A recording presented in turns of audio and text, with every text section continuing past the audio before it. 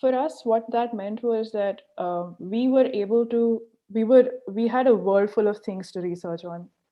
We could connect to people everywhere in the world. And like, as Gautam said, we crave human connection. And if it had to be, and the only drawback of that was we had to reduce points of touch, physical touch. But that could, what the whole online scenario, what that did for us was that we could reach out to more people. In fact, an example would be that arts was booming here. Artists made their NFTs, like you mentioned.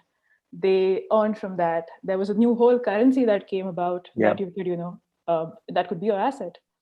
And your assets increased that way. In fact, we're currently working over here on getting musicians to distribute their music as NFTs now.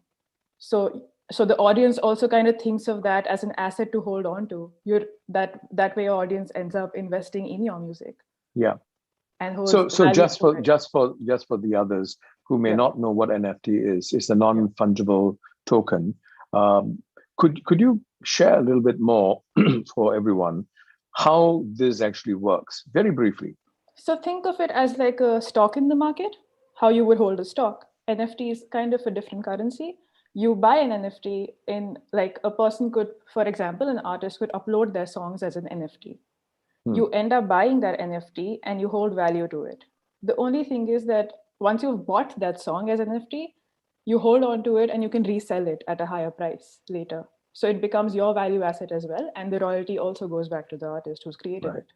And how is it different from cryptocurrency, NFTs? I'm not like the most techie person, so I wouldn't want to get into that and, give any misinformation. But what I'm saying is it's a new form of doing things. And that's what the pandemic made us do. The human race has always adjusted to things. They've, found ways to like go beyond what their limitations basically. So that's something that I saw as a positive thing in the pandemic. The governments of the countries where these companies are. But let's now move to the supersized impact of certain so-called benignly and favorably framed activities. Basically, I'm talking about Bitcoin, I'm talking about NFT. So now, how Bitcoins and NFTs work is one whole issue, right? But on the other hand, what exactly fuels Bitcoins, NFTs? That is a whole other kettle of fish. So I just like to break it down and have us keep this as something cognizant as we go forth on thinking about how each one of us are actually able to impact at least a small modicum of the climate crisis. So basically, to mint an NFT, computers need to solve a complex equation. It takes giant servers running 24/7 to do this on this immense scale. And those servers, they use obscene amounts of energy.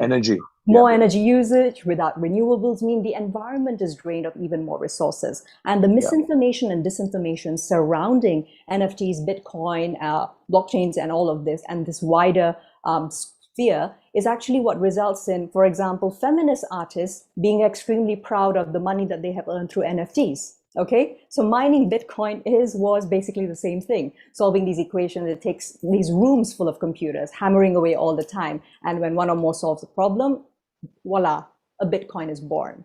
So NFTs enforce artificial scarcity at the cost of collapsing power grids. It's distilled capitalism, and it's devastating and absolutely inexcusable considering the climate crisis. I just wanted to keep that cognizant as part of our thinking as we move forward with the discussion. Yeah, it's an excellent point.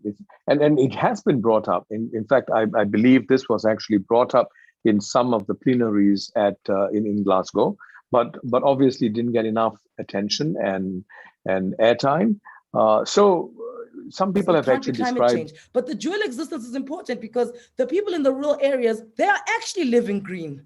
Yes. But we don't want to involve them because there's an element of just because you are poor, it means you are dumber. So you can't be called to the table. Those tables where we're speaking about climate change, Edison, in my country, they should be calling on the ones that have never had a say, but they wake up in the morning and they go to the river to get themselves water. Right. And then They build fire to purify the water, and that's what they drink. They grow their own crops. They grow their own cattle. They have a sustainable living by themselves. And ultimately, that is how we're going to attack climate change. But in South Africa, we're too busy being higher LSM. We're too busy being highbrow when we solve problems. And we forget that we're leaving a very integral part out of the conversation. Right. And I would suspect, Viswa, that the rest of the world is doing the same thing wrong. No, I think it's so important. The point that you raised, it's very. You can probably attest to this. There's been a lack of, how do I say, respect and lack of taking youth seriously in Malaysia.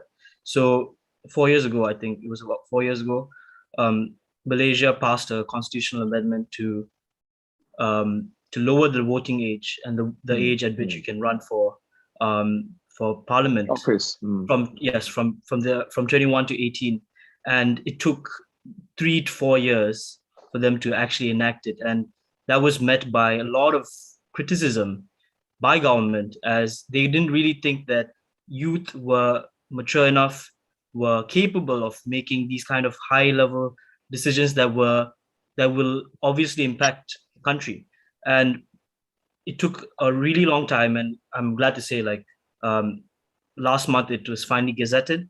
But that just goes to show, I have met a lot of youth, a lot of young people my age, younger even, that are really capable and have a lot of ideas, a lot of perspectives that would really bring a really positive impact to the country. And sadly, like, up until very recently, they weren't able to, they weren't taken seriously. And that just goes to show, I think Anele, she mentioned this earlier on, that it really struck me when she said that there was one type of person in charge, and that's particularly evident in Malaysia. So